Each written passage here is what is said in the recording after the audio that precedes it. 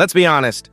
When was the last time you heard someone talking about premium sedans? In today's market, everyone seems to be focused on SUVs and crossovers. Meanwhile, cars that once represented the very best of their brands, full of technology, comfort, and prestige, have quietly faded into the background. But here's the truth. Many of those forgotten sedans from just a few years ago still deliver an impressive mix of performance, refinement, and durability, often for the price of a basic compact today. In this video, we'll take an impartial look at some of them, highlighting what owners love, what they complain about, and why these cars might deserve a second look. Stay tuned, because some of these hidden gems could surprise you. The Kia Cadenza, in its last generation from 2018 to 2020, was Kia's attempt to compete directly with Japanese and American full-size sedans. Under the hood, it came with a 3.3-liter V6 producing around 290 horsepower, paired to an 8-speed automatic transmission and front-wheel drive. It was never a performance car, but rather a comfort-oriented sedan. According to Consumer Reports and J.D. Power, owners praised the quiet ride, the soft suspension tuning, and the premium features for the price. High-trim versions offered ventilated and heated seats, a panoramic sunroof, a Harman Kardon audio system, and a large 8-inch touchscreen with navigation. Many buyers highlight that the car feels almost like a near-luxury sedan for the cost of a mainstream model. Reliability of the V6 engine and transmission is generally solid, with routine maintenance being straightforward.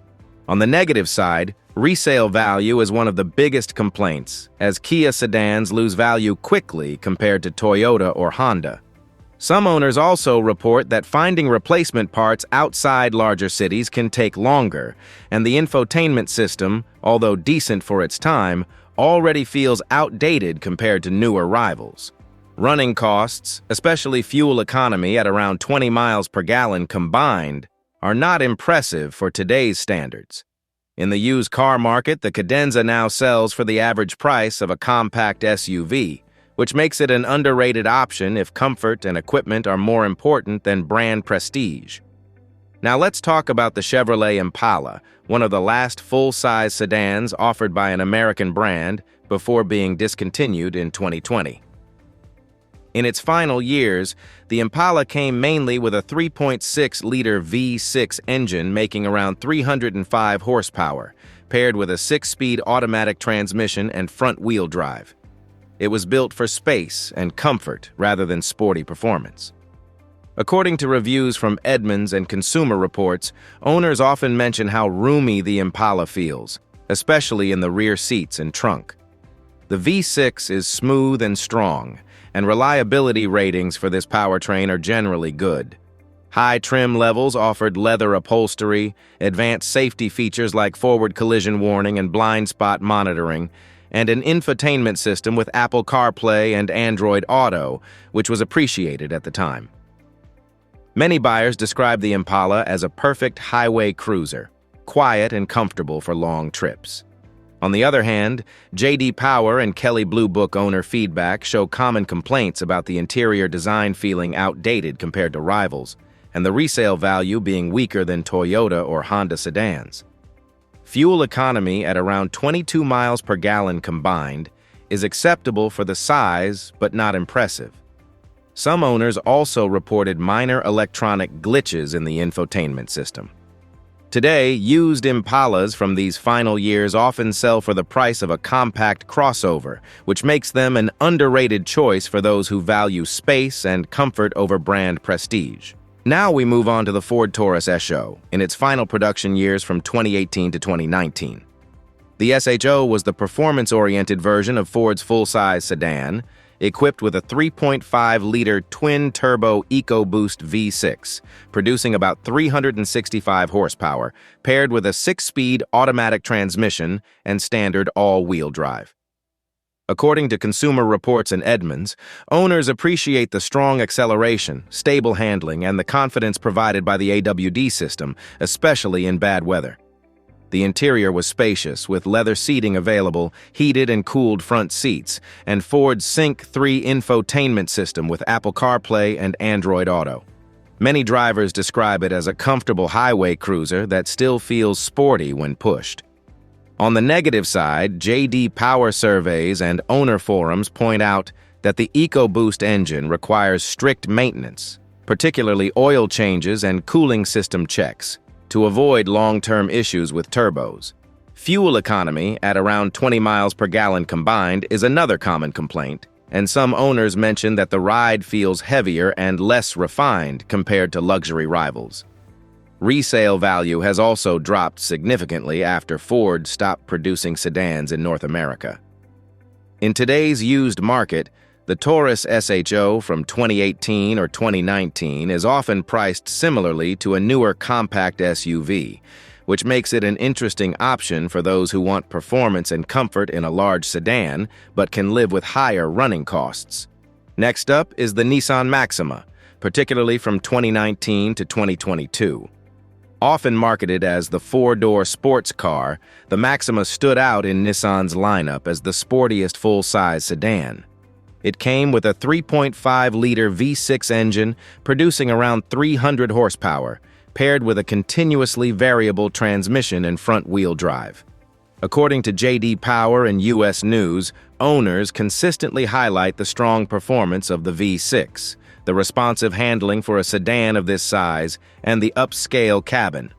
Higher trims included features like quilted leather seats, a dual-panel panoramic sunroof, an 11-speaker Bose audio system, and a large infotainment screen with navigation, Apple CarPlay, and Android Auto.